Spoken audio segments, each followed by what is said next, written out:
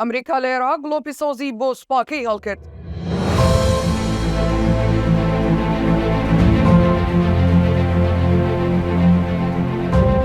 خەڵکی عێراق داوا لە منداڵ و کەسوکاریان دەکەن تا ڕیزەکانی حەشدی شعبی جێبهێڵن، دوور بکەونەوە لە مۆڵگە و بارەگا نزیکەکانی میلیشیاکانی سەر بە ئێران، چونکە دەنگۆی لێدانی مۆڵگەکانیان بڵاو بۆتەوە لەلایەن ئەمریکاوە. با تایبەت کە پنتاگۆن گڵۆپی سۆزی هەڵکردووە بۆ سوپاکەی کە دەست نەپارێزن لە هیچ گروپێک بە تایبەتی لە پارێزگایان بار.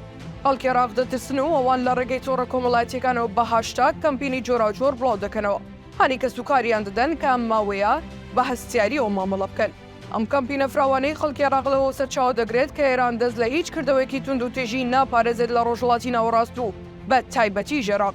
بۆ مەبەستەش ڕۆڵەکانی عێراق و لوبنان و سووریا و یەمەن و فەڵەستین بەکاردێنێت. ئەوە ئەنگاو مەترسیدارە ئێران ڕۆژهەڵاتی ناوەڕاستی خستۆتە بەردەم وێرانکاری و ژیانی خەڵکی ئێرانیشی لە ناوخۆی وڵاتەکەیدا گرانتر و خراپتر کردووە.